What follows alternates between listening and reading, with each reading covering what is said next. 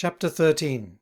Of the little animals that make up our life, and likewise cause our diseases, and of the disposition of the towns in the moon.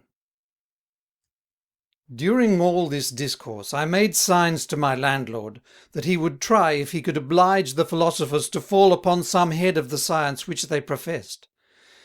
He was too much my friend not to start an occasion upon the spot. But not to trouble the reader with the discourse and entreaties that were previous to the treaty, wherein jest and earnest were so wittily interwoven that it can hardly be imitated, I'll only tell you that the doctor who came last, after many things, spake as follows. It remains to be proved that there are infinite worlds in an infinite world. Fancy to yourself, then, the universe as a great animal, and that the stars, which are worlds, are in this great animal, as other great animals that serve reciprocally for worlds to other peoples, such as we, our horses, etc. That we in our turns are likewise worlds to certain other animals, incomparably less than ourselves, such as nits, lice, handworms, etc. And that these are an earth to others, more imperceptible ones, in the same manner as every one of us appears to be a great world to these little people. Perhaps our flesh, blood, and spirits are nothing else but a contexture of little animals that correspond, lend us motion from theirs, and blindly suffer themselves to be guided by our will, which is their coachman, or otherwise conduct us, and all conspiring together produce that action which we call life. For tell me, pray, is it a hard thing to be believed that a louse takes your body for a world, and that when any one of them travels from one of your ears to the other, his companions say that he hath travelled the earth from end to end, or that he hath run from one pole to the other? Yes, without doubt those little people take your hair for the forests of their country, the pores full of liquor for fountains, buboes and pimples for lakes and ponds, boils for seas, and defluxions for deluges. And when you comb yourself, forwards and backwards, they take that agitation for the flowing and ebbing of the ocean. Doth not itching make good what I say? What is the little worm that causes it, but one of these little animals, which hath broken off from civil society, that it may set up for a tyrant in its country? If you ask me, why are they bigger than other imperceptible creatures? I ask you, why are elephants bigger than we, and the Irishmen than Spaniards?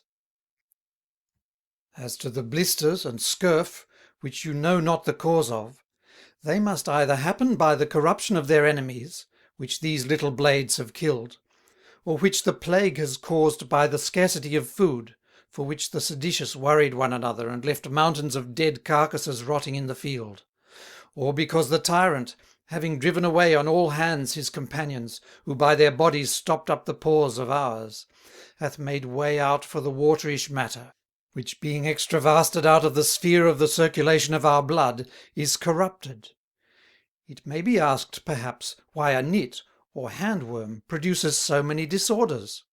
But that's easily conceived, for as one revolt begets another, so these little people, egged on by the bad example of their seditious companions, aspire severally to sovereign command, and occasion everywhere war, slaughter, and famine. But you'll say, some are far less subject to itching than others, and nevertheless all are equally inhabited by these little animals, since you say they are the cause of our life. That's true, for we observe that phlegmatic people are not so much given to scratching as the choleric, because the people, sympathizing with the climate they inhabit, are slower in a cold body than those others that are heated by the temper of their region, who frisk and stir and cannot rest in a place. Thus a choleric man is more delicate than a phlegmatic, because being animated in many more parts, and the soul being the action of these little beasts, he is capable of feeling in all places where these cattle stir. Whereas the phlegmatic man, wanting sufficient heat to put that stirring mobile in action, is sensible but in a few places. To prove more plainly that universal vermicularity, you need but consider, when you are wounded, how the blood runs to the sore.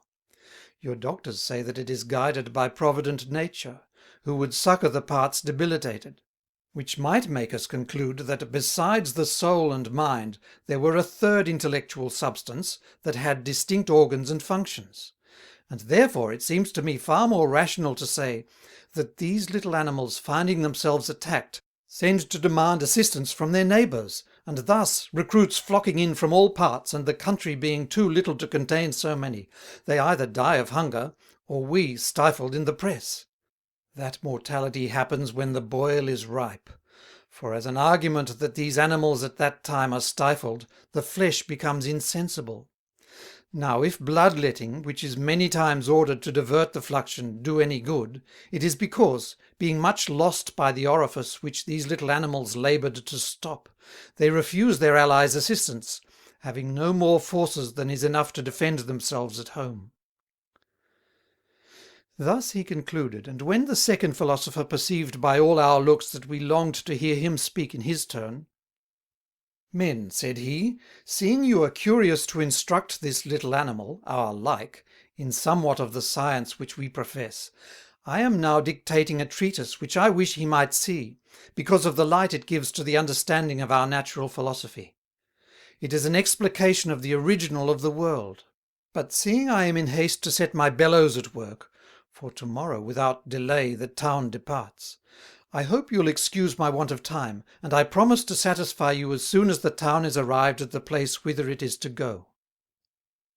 At these words the landlord's son called his father, to know what it was o'clock; who having answered him, that it was past 8, he asked him in a great rage, why he did not give him notice at 7, according as he had commanded him, that he knew well enough the houses were to be gone tomorrow, and that the city walls were already upon their journey.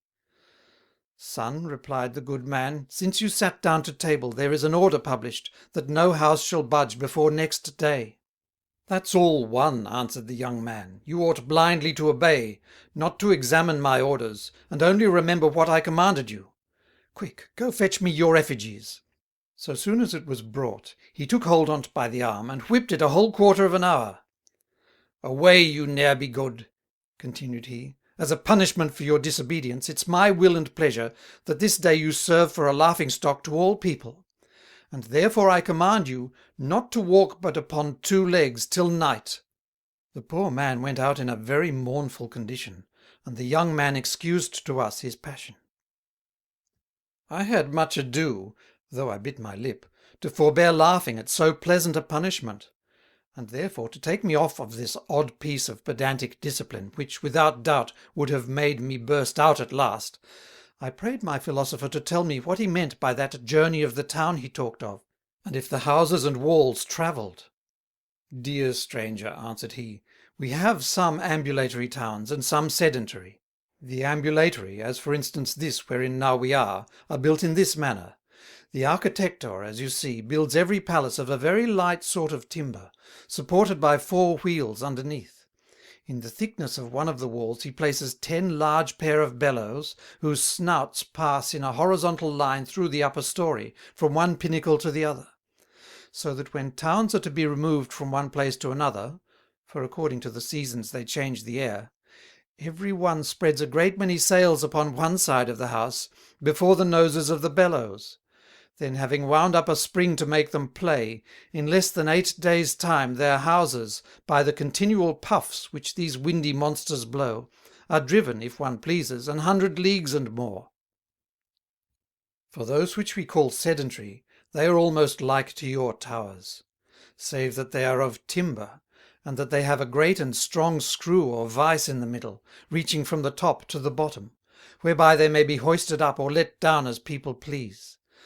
Now the ground underneath is dug as deep as the house is high, and it is so ordered, that so soon as the frosts begin to chill the air, they may sink their houses down underground, where they keep themselves secure from the severity of the weather.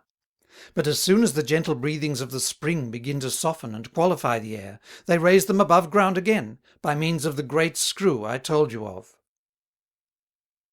End of chapter 13. Chapter 14. Of the original of all things, of atoms, and of the operation of the senses.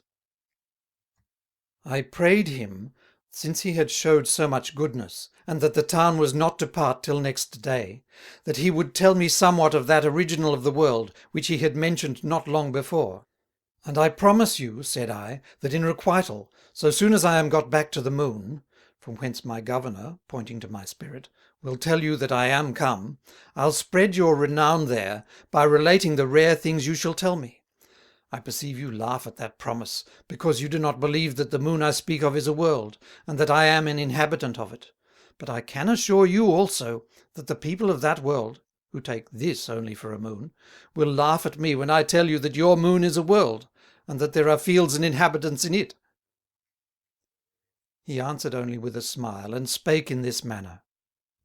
Since in ascending to the original of this great All, we are forced to run into 3 or 4 absurdities, it is but reasonable we should follow the way wherein we may be least apt to stumble. I say then, that the first obstacle that stops us short is the eternity of the world, and the minds of men, not being able enough to conceive it, and being no more able to imagine that this great universe, so lovely and so well ordered, could have made itself, they have had their recourse to creation.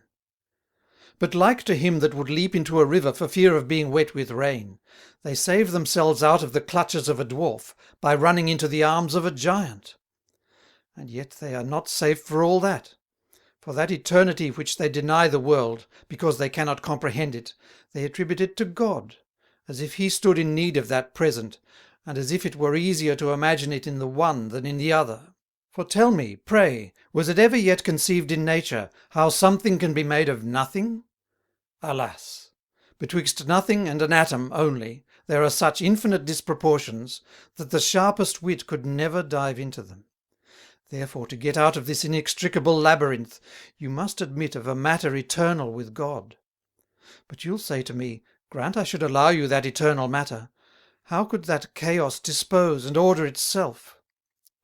That's the thing I am about to explain to you.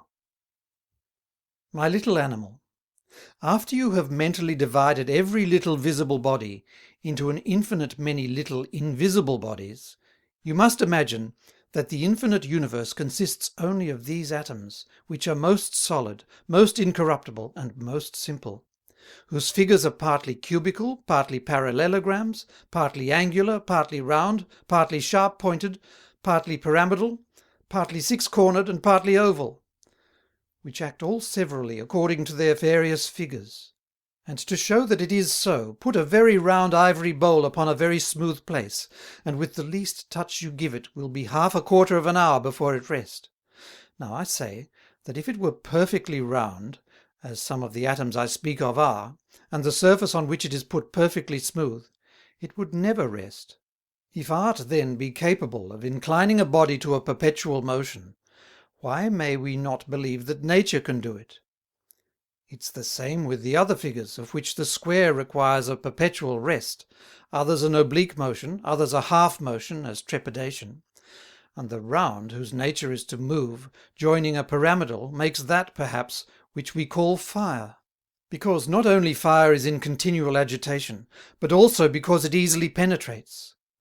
Besides, the fire hath different effects according to the openings and quality of the angles, when the round figure is joined.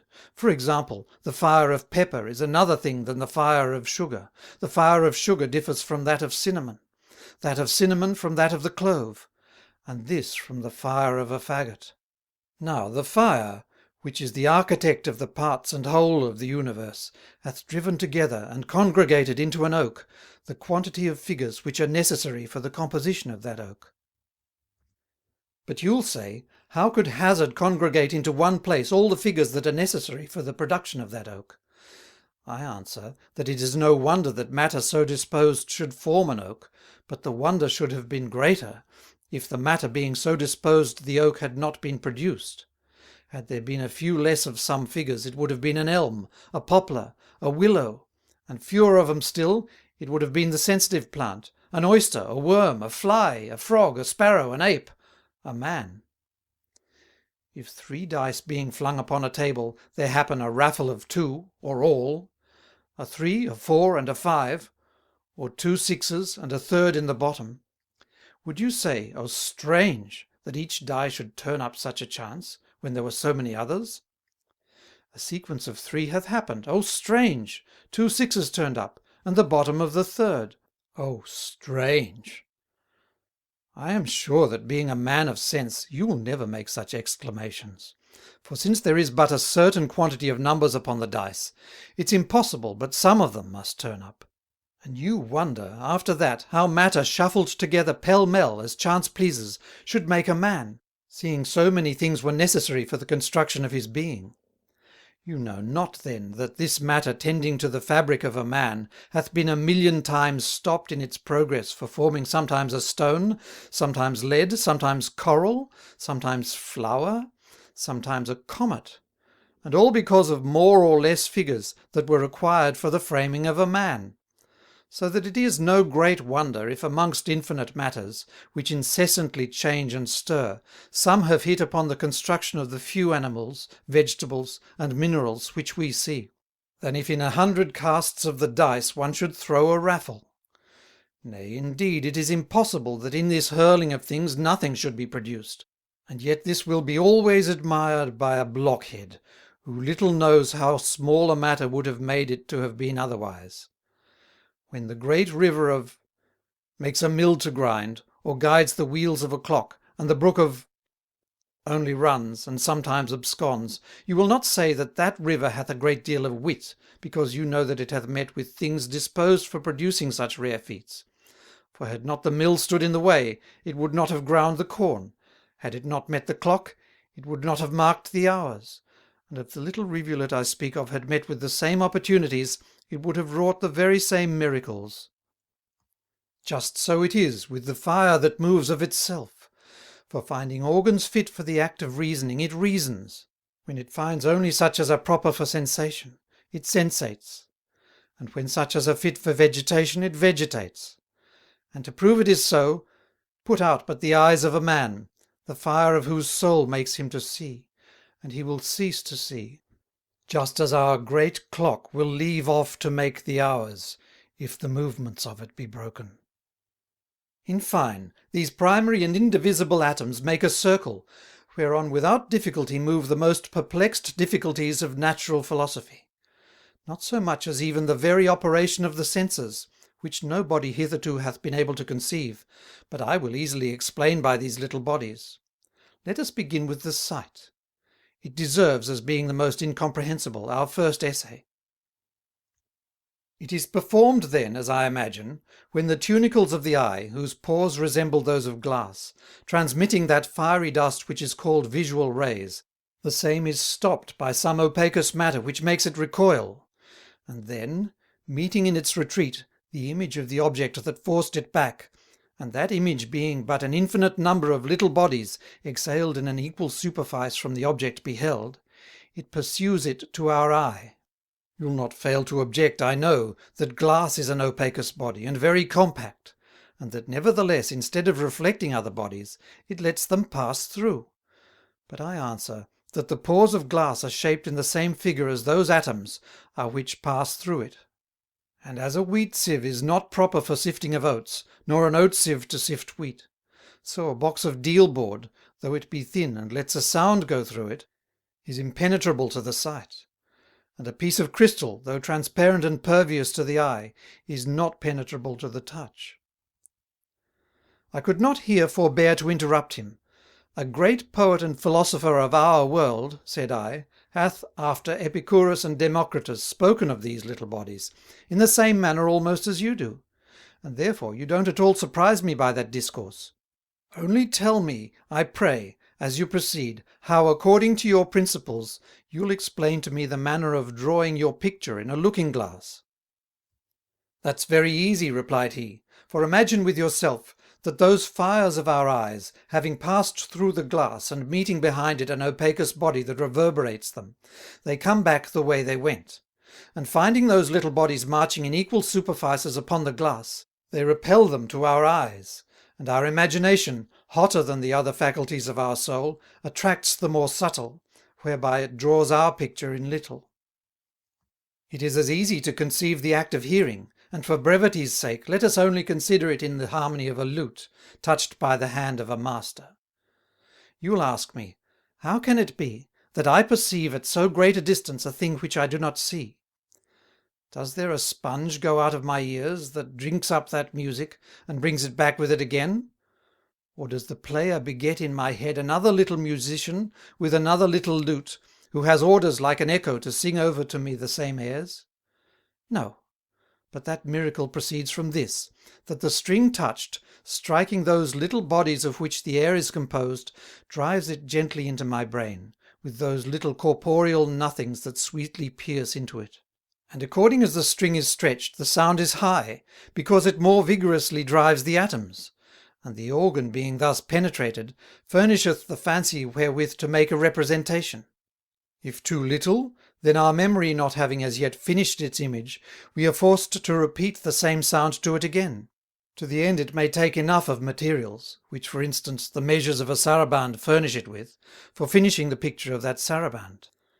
But that operation is nothing near so wonderful as those others, which by the help of the same organ excite us sometimes to joy, sometimes to anger.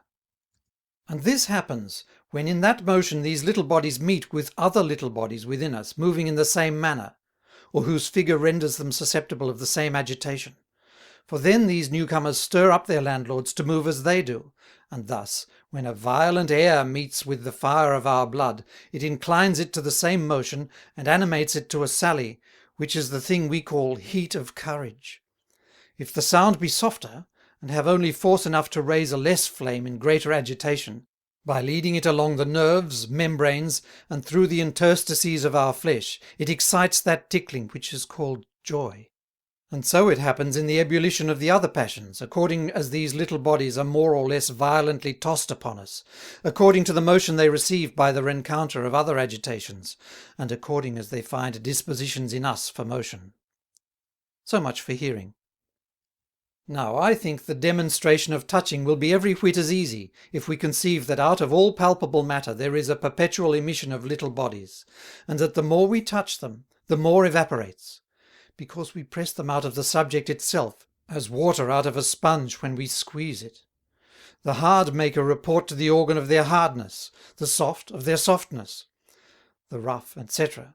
And since this is so, we are not so quaint in feeling with hands used to labour, because of the thickness of the skin, which being neither porous nor animated, with difficulty transmits the evaporations of matter. Some perhaps may desire to know where the organ of touching has its residence. For my part, I think it is spread all over the surface of the body, seeing in all parts it feels.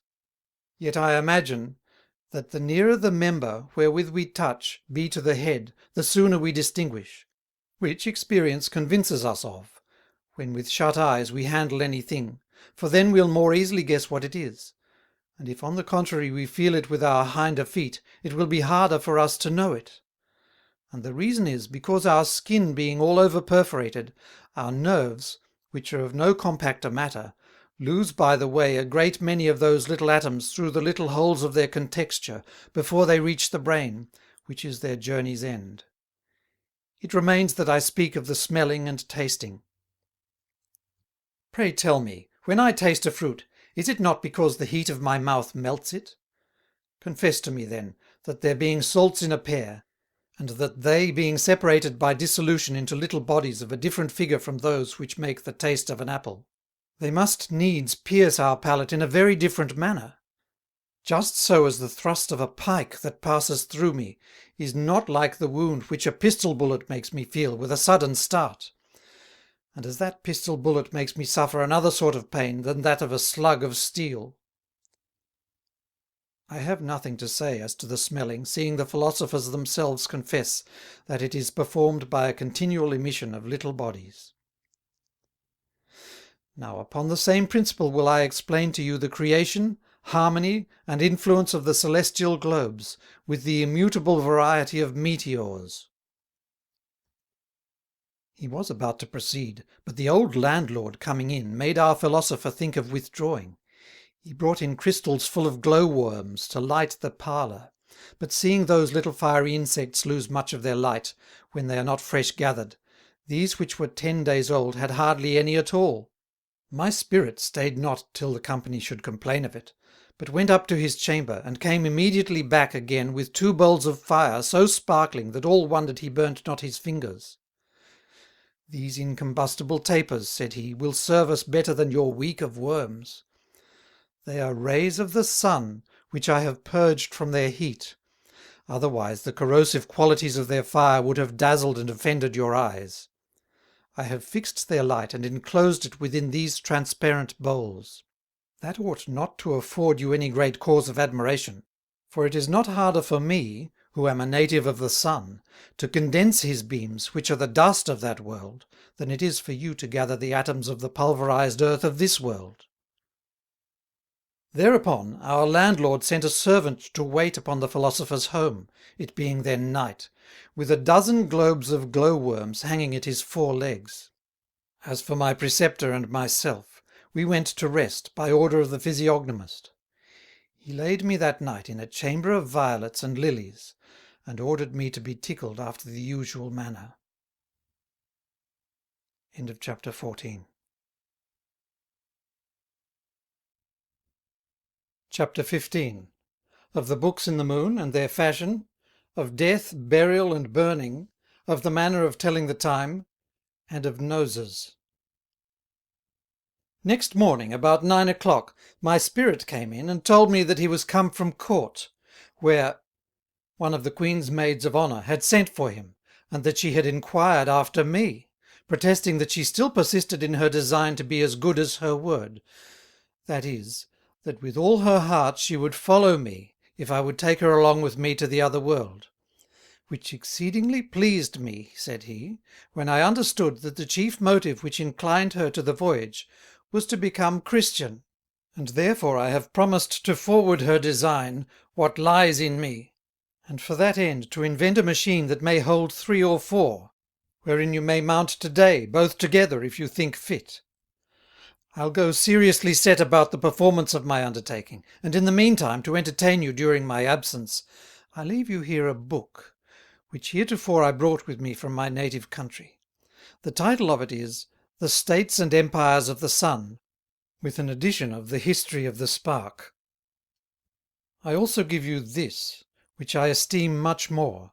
It is the great work of the philosophers, composed by one of the greatest wits of the sun.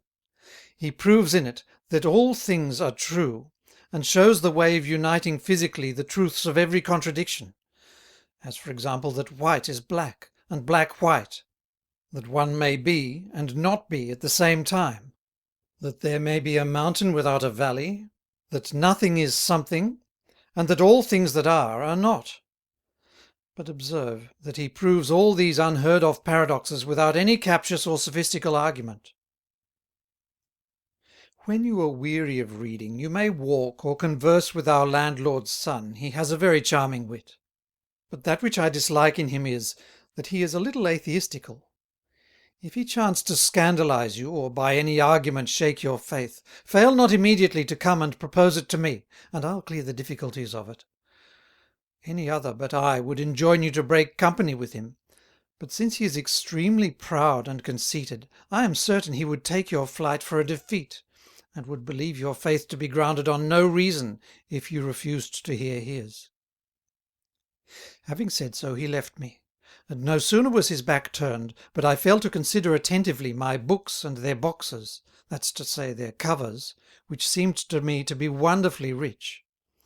The one was cut of a single diamond, incomparably more resplendent than ours. The second looked like a prodigious great pearl, cloven in 2. My spirit had translated those books into the language of that world, but because I have none of their print, I'll now explain to you the fashion of these 2 volumes. As I opened the box, I found within somewhat of metal, almost like to our clocks, full of I know not what little springs and imperceptible engines. It was a book indeed, but a strange and wonderful book, that had neither leaves nor letters. In fine, it was a book made wholly for the ears, and not the eyes. So that when any body has a mind to read in it, he winds up that machine with a great many strings, Then he turns the hand to the chapter which he desires to hear, and straight, as from the mouth of a man, or a musical instrument, proceed all the distinct and different sounds, which the lunar grandees make use of for expressing their thoughts instead of language. When I since reflected on this miraculous invention, I no longer wondered that the young men of that country were more knowing at 16 or 18 years old than the greybeards of our climate. For knowing how to read as soon as speak, they are never without lectures, in their chambers, their walks, the town, or travelling. They may have in their pockets, or at their girdles, 30 of these books, where they need but wind up a spring to hear a whole chapter, and so more, if they have a mind to hear the book quite through. So that you never want the company of all the great men, living and dead, who entertain you with living voices. This present employed me about an hour, and then hanging them to my ears like a pair of pendants, I went a-walking. But I was hardly at end of the street, when I met a multitude of people, very melancholy. 4 of them carried upon their shoulders a kind of a hearse, covered with black. I asked a spectator what that procession, like to a funeral in my country, meant. He made me answer that naughty, called so by the people because of a knock he had received upon the right knee, being convicted of envy and ingratitude, died the day before, and that 20 years ago the Parliament had condemned him to die in his bed, and then to be interred after his death. I fell a-laughing at that answer, and he asking me, "Why?" "You amaze me," said I, "that which is counted a blessing in our world, as a long life, a peaceable death, and an honourable burial, should pass here for an exemplary punishment." "What, do you take a burial for a precious thing then?" replied that man. "And in good earnest, can you conceive anything more horrid than a corpse crawling with worms, at the discretion of toads which feed on his cheeks? The plague itself clothed with the body of a man. Good God! The very thought of having, even when I am dead, my face wrapped up in a shroud, and a pike depth of earth upon my mouth, makes me I can hardly fetch breath. The wretch whom you see carried here, besides the disgrace of being thrown into a pit, hath been condemned to be attended by 150 of his friends, who are strictly charged, as a punishment for their having loved an envious and ungrateful person, to appear with a sad countenance at his funeral. And had it not been that the judges took some compassion of him, imputing his crimes partly to his want of wit, they would have been commanded to weep there also. All are burnt here except malefactors, and indeed it is a most rational and decent custom. For we believe that the fire having separated the pure from the impure, the heat by sympathy reassembles the natural heat which made the soul, and gives it force to mount up till it arrive at some star, the country of certain people more immaterial and intellectual than us, because their temper ought to suit with and participate of the globe which they inhabit. However, this is not our neatest way of burying neither. For when any one of our philosophers comes to an age, wherein he finds his wit begin to decay, and the ice of his years to numb the motions of his soul, he invites all his friends to a sumptuous banquet. Then, having declared to them the reasons that move him to bid farewell to nature, and the little hopes he has of adding anything more to his worthy actions, they show him favour, that's to say, they suffer him to die, or otherwise are severe to him and command him to live. When then, by plurality of voices, they have put his life into his own hands, he acquaints his dearest friends with the day and place. These purge, and for 24 hours abstain from eating. Then being come to the house of the sage, and having sacrificed to the sun, they enter the chamber where the generous philosopher waits for them on a bed of state. Every one embraces him, and when it comes to his turn whom he loves best, having kissed him affectionately, leaning upon his bosom, and joining mouth to mouth, with his right hand he sheaths a dagger in his heart. I interrupted this discourse, saying to him that told me all, that this manner of acting much resembled the ways of some people of our world, and so pursued my walk, which was so long that when I came back dinner had been ready 2 hours. They asked me why I came so late.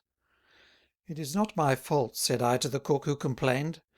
"I asked what it was o'clock several times in the street, but they made me no answer but by opening their mouths, shutting their teeth, and turning their faces awry." "How," cried all the company, "did you not know by that they showed you what it was o'clock?"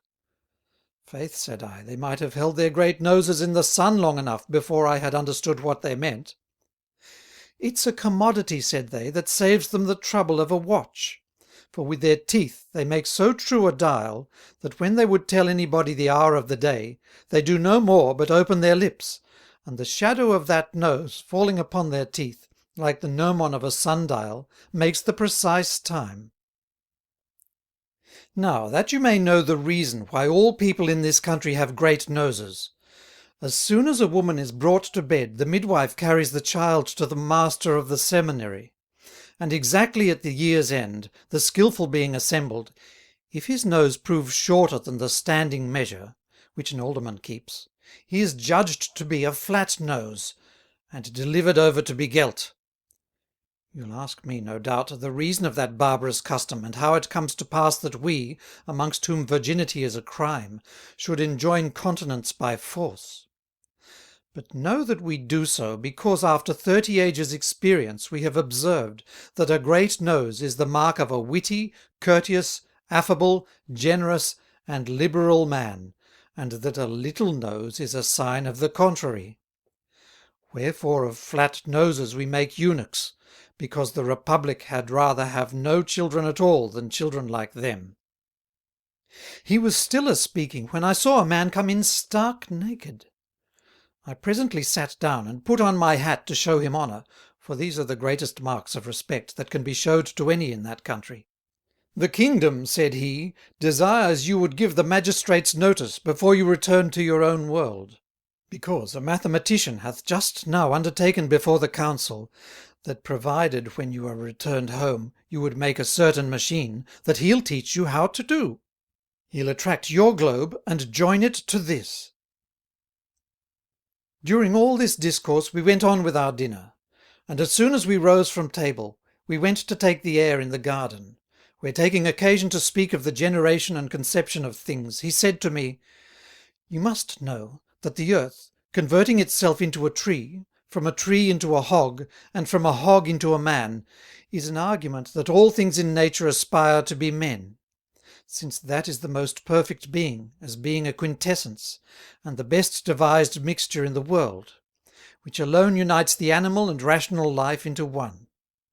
None but a pedant will deny me this, when we see that a plum tree, by the heat of its germ, as by a mouth, sucks in and digests the earth that's about it; that a hog devours the fruit of this tree, and converts it into the substance of itself; and that a man, feeding on that hog, reconcocts that dead flesh, unites it to himself, and makes that animal to revive under a more noble species. So the man whom you see, perhaps 80 years ago, was no more but a tuft of grass in my garden, which is the more probable that the opinion of the Pythagorean metamorphosis, which so many great men maintain, in all likelihood has only reached us to engage us into an inquiry after the truth of it; as, in reality, we have found that matter, and all that has a vegetative or sensitive life, when once it hath attained to the period of its perfection, wheels about again and descends into its inanity, that it may return upon the stage and act the same parts over and over.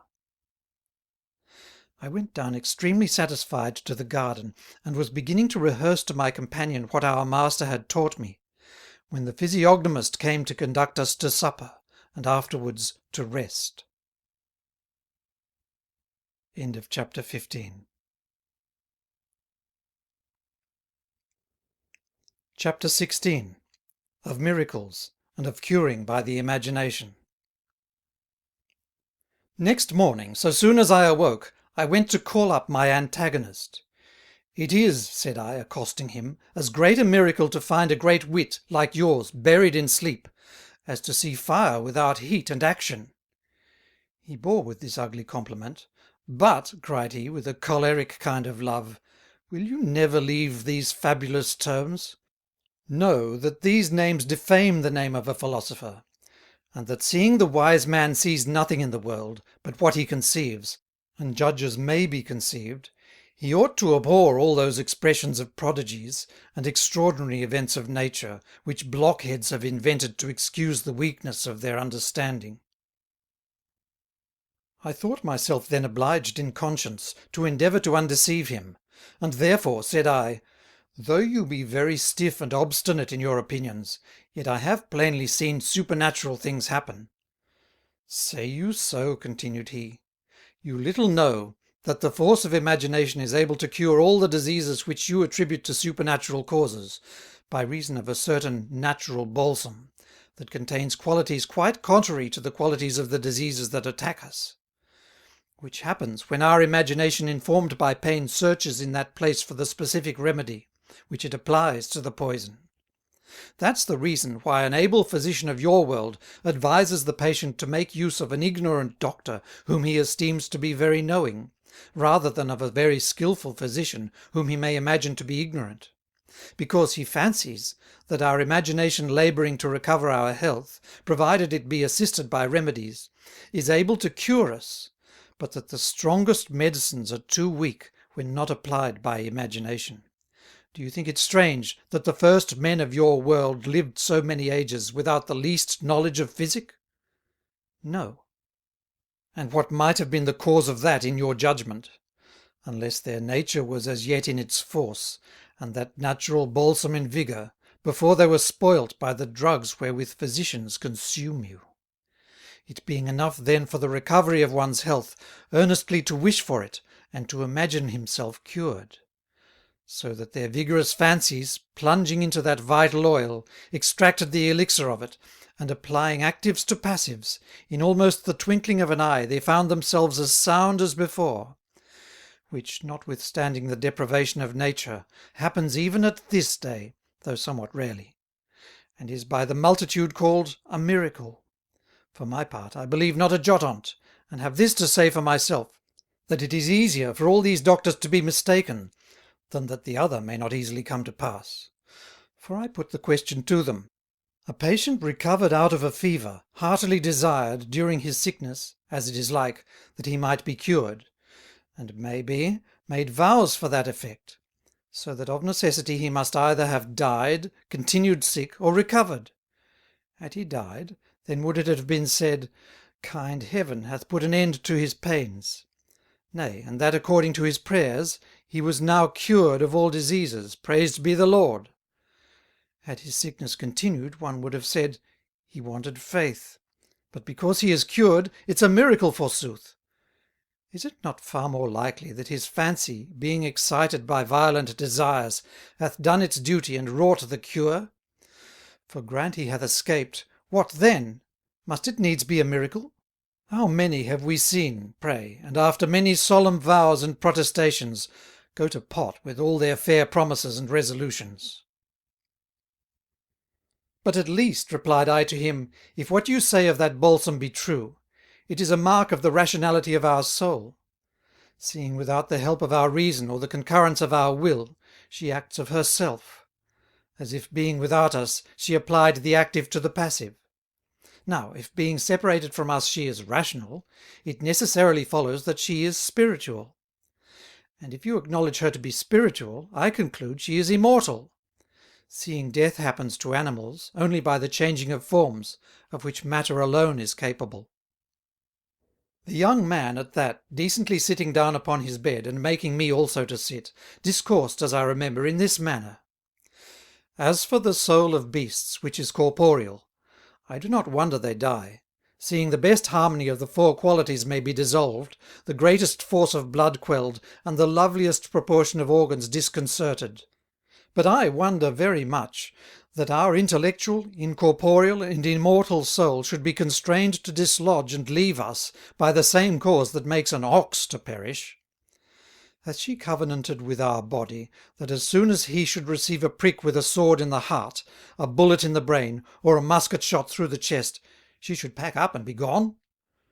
And if that soul was spiritual, and of herself so rational that being separated from our mass she understood as well as when clothed with a body, Why cannot blind men, born with all the fair advantages of that intellectual soul, imagine what it is to see? Is it because they are not as yet deprived of sight, by the death of all their senses? How? I cannot then make use of my right hand, because I have a left. And in fine, to make a just comparison which will overthrow all that you have said, I shall only allege to you a painter who cannot work without his pencil, and I'll tell you that it is just so with the soul, when she wants the use of the senses. Yet they have the soul, which can only act imperfectly, because of the loss of one of her tools, in the course of life, to be able then to work to perfection, when after our death she hath lost them all. If they tell me, over and over again, that she needeth not these instruments for performing her functions, I'll tell them e'en so, that then all the blind about the streets ought to be whipped at a cat's arse, for playing the counterfeits in pretending not to see a bit. He would have gone on in such impertinent arguments, had I not stopped his mouth, by desiring him to forbear, as he did for fear of a quarrel, for he perceived I began to be in a heat, so that he departed, and left me admiring the people of that world, amongst whom even the meanest have naturally so much wit, whereas those of ours have so little, and yet so dearly bought. End of chapter 16. Chapter 17. Of the author's return to the earth. At length my love for my country took me off of the desire and thoughts I had of staying there. I minded nothing now but to be gone, but I saw so much impossibility in the matter, that it made me quite peevish and melancholic. My spirit observed it, and having asked me what was the reason that my humour was so much altered, I frankly told him the cause of my melancholy.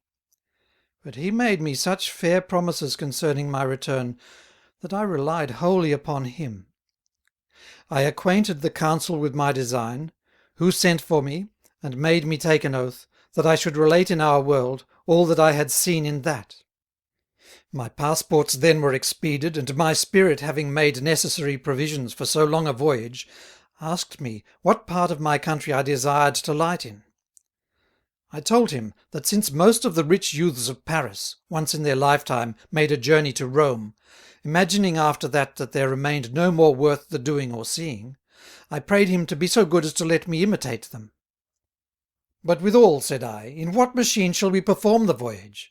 And what orders do you think the mathematician, who talked t'other day of joining this globe to ours, will give me? As to the mathematician, said he, let that be no hindrance to you, for he is a man who promises much, and performs little or nothing. And as to the machine that's to carry you back, it shall be the same which brought you to court. How, said I, will the air become as solid as the earth, to bear your steps? I cannot believe that. And it is strange, replied he, that you should believe, and not believe. Pray, why should the witches of your world, who march in the air, and conduct whole armies of hail, snow, rain, and other meteors, from one province into another, have more power than we? Pray have a little better opinion of me, than to think I would impose upon you. The truth is, said I have received so many good offices from you, as well as Socrates and the rest, for whom you have had so great kindness, that I dare trust myself in your hands, as now I do, resigning myself heartily up to you. I had no sooner said the word, but he rose like a whirlwind, and holding me between his arms, without the least uneasiness he made me pass that vast space which astronomers reckon betwixt the moon and us in a day and a half's time, which convinced me that they tell a lie who say that a millstone would be 360, and I know not how many years more, in falling from heaven, since I was so short a while in dropping down from the globe of the moon upon this. At length, about the beginning of the second day, I perceived I was drawing near our world, since I could already distinguish Europe from Africa, and both from Asia, when I smelt brimstone which I saw steaming out of a very high mountain, that incommoded me so much that I fainted away upon it. I cannot tell what befell me afterwards, but coming to myself again, I found I was amongst briars on the side of a hill, amidst some shepherds who spoke Italian. I knew not what was become of my spirit, and I asked the shepherds if they had not seen him. At that word they made the sign of the cross, and looked upon me as if I had been a devil myself. But when I told them that I was a Christian, and that I begged the charity of them, that they would lead me to some place where I might take a little rest, they conducted me into a village about a mile off, where no sooner was I come, but all the dogs of the place, from the least cur to the biggest mastiff, flew upon me, and had torn me to pieces, if I had not found a house wherein I saved myself. But that hindered them not to continue their barking and bawling, so that the master of the house began to look upon me with an evil eye. And really, I think, as people are very apprehensive when accidents which they look upon to be ominous happen, that man could have delivered me up as a prey to these accursed beasts, had I not bethought myself that that which madded them so much at me was the world from whence I came, because being accustomed to bark at the moon, they smelt I was come from thence, by the scent of my clothes, which stuck to me as a sea smell hangs about those who have been long on shipboard, for some time after they come ashore.